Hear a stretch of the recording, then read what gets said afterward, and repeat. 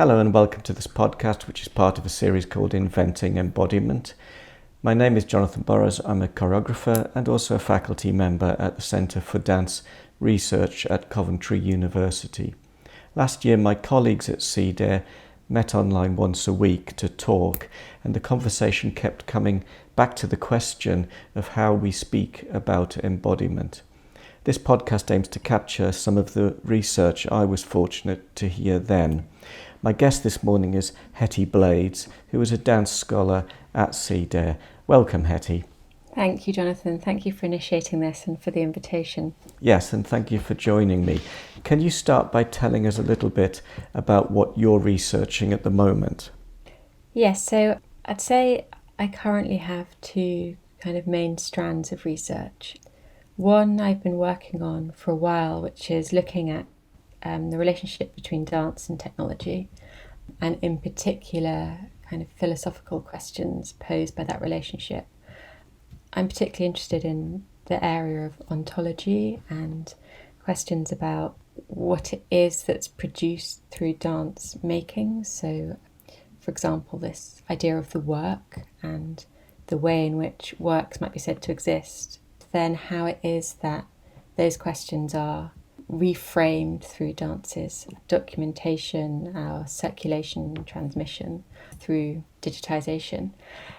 And the second key area that's a bit more recent is looking at the relationship between dance and human rights education. And over the past few years, I've worked on two projects in Sri Lanka, which have been interrogating the way that combining dance and human rights education might lead to greater legal empowerment for disabled people. And that's an area that I'm continuing to develop as well. And in what way is the idea of embodiment important or not to these various researchers?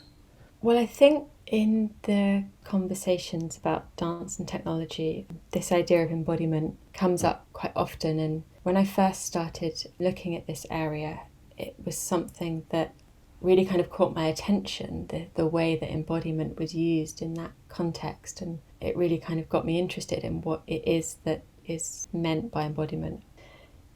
In those conversations around dance and technology, the idea of embodiment is often discussed in terms of, does engagement with digital technology disembody, or does it in fact offer kind of potentials for an extension of embodiment or new forms of embodiment, enhanced experiences of embodiment? And of course, that's kind of two very binary ways of thinking about it, but definitely kind of this interrogation of what engagement with technology does to this notion of embodiment.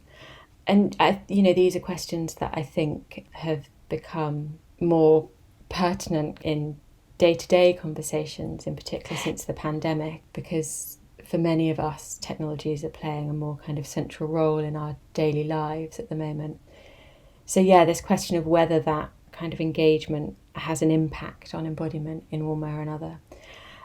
And in terms of the other strand of my research, the dance and human rights education, I think embodiment in that context is really a kind of interesting thing to think about. I listened recently to the conversation you had with Rosa as part of this series, and some of the things that you discussed in that conversation really resonated with some of the questions I think I've had about embodiment in the work in Sri Lanka. The first project, in particular, Performing Empowerment, as part of that project, Visibility, who are a German Sri Lankan arts organisation, ran a series of workshops that combined dance and human rights education. And I think in some ways what you could say was going on in those workshops was a process of embodiment, because people were physicalising particular movement principles, and these movement principles were linked to human rights principles. And so, on the one hand, we might say, okay, well, what's happening there is the embodiment of human rights principles.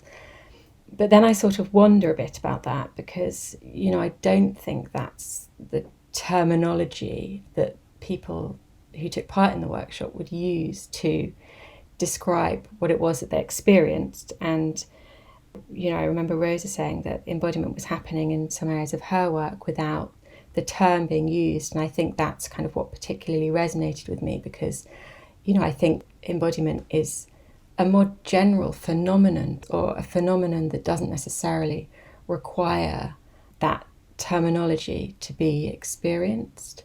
So Hetty, when you talk about Rosa, you referring to our colleague Rosemary Cisneros, and for anybody listening who wanted to follow up that conversation I had with Rosemary Cisneros, you can also find it in this series.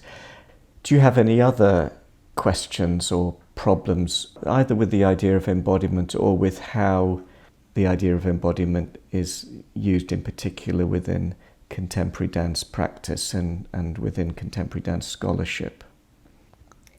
I guess my kind of ongoing question is about what's being described when that term is used. And, I think that can be quite different in different contexts. So in a way, trying to really pinpoint what it is that the term embodiment refers to is perhaps not the most helpful project, because it is a term that seems to have quite different meanings in a way in different contexts. But I guess that is kind of what piques my interest when the term comes up in things that I'm reading is, well, what in this particular context, what is it that's really being referred to here? What kind of phenomenon is being articulated through that term?